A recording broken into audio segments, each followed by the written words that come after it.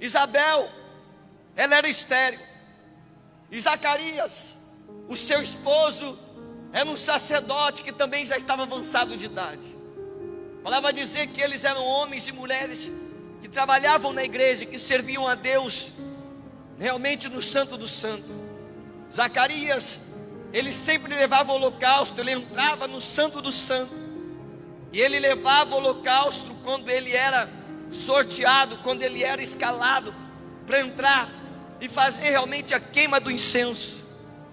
A palavra vai dizer que Zacarias, num dos dias que ele foi escalado, ele entra no Santo do Santo, naquele lugar de resplendor, de glória, de graça, e de repente aparece o anjo à sua direita, e ele se assusta, ele fica apavorado, porque ele se depara com Gabriel, e ele diz: o que tu queres?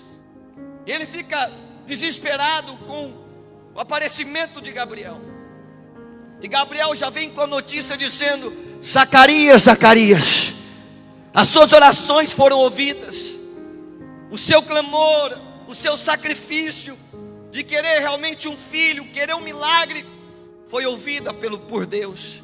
E eu vim aqui enviado por Deus para dizer que você terá um filho, você terá um milagre, você terá, aleluia, a provisão do céu. Quando Zacarias ouviu a mensagem do anjo Gabriel, ele duvidou e não creu. Ele duvidou porque ele olhou para o sacrifício, ele olhou para a realidade, ele olhou para aquilo talvez que os seus olhos lhe colocava como realidade, como a vista natural. Quem está comigo, diga amém. Diga assim para quem está do seu lado: se você está na fé, tome cuidado com os seus olhos naturais. Quando nós estamos na fé, quando nós estamos caminhando no propósito de Deus, Satanás, para ele arrancar a bênção que Deus tem, ele sempre vai fazer você olhar com os olhos naturais. Zacarias, ele olhou com os olhos naturais, ele disse: é impossível eu ser pai. Ele não estava entendendo que ele estava diante do Deus impossível. Ele clamava, ele acordava às 3 da manhã, ele buscava a Deus, ele servia a Deus, ele vinha para os cultos, ele tinha realmente a postura de um homem de Deus, um homem valente. Mas na hora da decisão, ele duvidou. Na hora que era para ele crer de verdade, ele duvidou. Quantas pessoas estão assim? Quantas pessoas vêm na igreja, quantas pessoas entram dentro dos templos lá fora, quantas pessoas elas buscam, elas servem a Deus, mas na hora da decisão elas duvidam. E a dúvida impede a promessa de se cumprir. A dúvida impede o céu de se abrir em seu favor. A primeira coisa que precisamos entender, que para vivermos uma vida abundante, muito abençoada, precisamos crer e não duvidar. Levanta a sua mão para o céu. Eu não sei o que você tem passado, eu não sei o que você tem enfrentado, eu não sei qual é a luta que tem vindo ao seu encontro, eu não sei qual é a realidade que o mundo tem te mostrado, mas você não vive por vista. Receba essa palavra, você não vive por essa realidade. O Deus que te escolheu, o Deus que está no controle da sua família, Ele manda te dizer: ei, vai até o fim, acredite perseverantemente, porque no final tudo vai dar certo. Você que recebe uma lindação de palmas ao Senhor, aleluia. Mais pessoas, cutuca quem está do seu lado, diga assim: você entendeu? Nunca mais duvide. Quando Zacarias duvidou, o anjo disse assim: você não vai falar, você não vai mais se expressar, até a promessa se cumprir em detalhes na sua vida e na vida de Isabel. Reverendo, então a primeira coisa que eu preciso colocar no meu coração é que a dúvida paralisa a promessa de Deus na sua vida. E pelo contrário, a certeza, a convicção dessa graça, desse Deus Todo-Poderoso, faz você vivenciar coisas extraordinárias. Faz a tua casa ser preenchida de grandes bênçãos. Quem está comigo, diga amém. Reverendo, eu não estou entendendo. O nosso Deus é o Deus que trabalha dentro de nós. Ele começa a trabalhar no nosso interior. A bênção nunca vem de fora para dentro, e sim, ela começa de dentro para fora. Quando você é forte por dentro, você é forte por fora. Vou dizer de novo, quando você é forte por dentro, então você se torna forte por fora. Explica de forma mais explícita, reverendo. Vença a si mesmo por dentro, e você vai vencer qualquer barreira lá fora. Qualquer dificuldade que vier ao seu encontro, você vai superar ela. Diga aleluia. Porque você está firme dentro de si. A maior dificuldade que nós temos que enfrentar é a dificuldade e as contendas dentro de nós.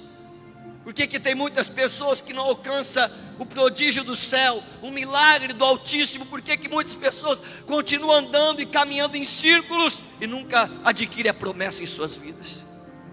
Porque até hoje nunca venceram a si mesmo. Porque até hoje nunca geraram um costume de um vencedor. Tudo que começa não termina. Tudo que começa com Deus desiste. Tudo que começa, aleluia, bem, e termina mal, porque não persevera em Cristo Jesus. Preste muita atenção no que eu vou dizer agora. Eu quero começar a pregar para você. Diga assim para quem está do seu lado: segure o cinto aí, que agora vamos entrar na revelação do céu. A primeira coisa então que aprendemos é que a dúvida tira a bênção de Deus. Sim, você está num projeto de vida, então não duvide, creia apenas. Segundo ponto, preste atenção. Mateus 13, versículo 44. Agora eu vou começar a ministrar no seu coração. Mateus 13, versículo 44. Vai falar sobre os olhos do sacrifício e os olhos do resultado do sacrifício. Você vai entender isso. Olha o que diz, versículo 44. O reino dos céus é semelhante a um tesouro escondido no campo, que um homem, ao descobri-lo, esconde. Então, movido de gozo, vai, vende tudo quanto tem e compra aquele campo.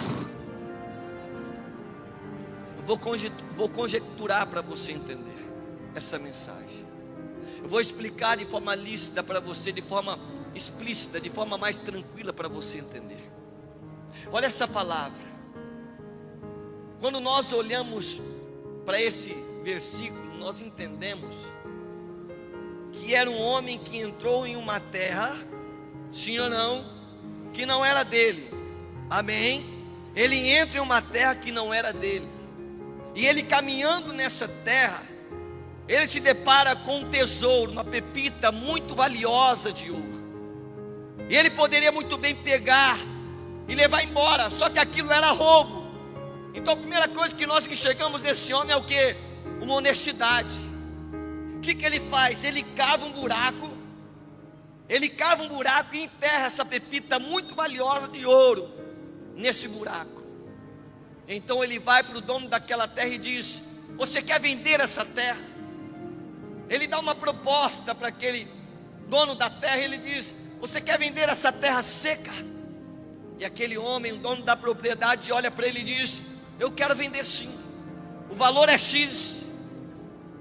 A palavra vai dizer então que ele vai e ele vende tudo que ele tinha. Ele vende casa, ele vende as economias, ele vende, irmãos, ele tira tudo. Ele tira os animais, imagina sendo os cavalos, ele vende tudo. E ele vai, ele compra a propriedade.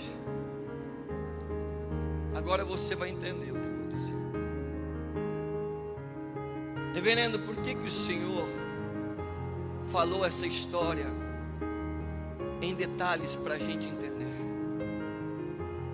Grave isso que eu vou te dizer. Sua visão tem que estar na restituição. Os seus olhos precisam estar no resultado do sacrifício e não no sacrifício.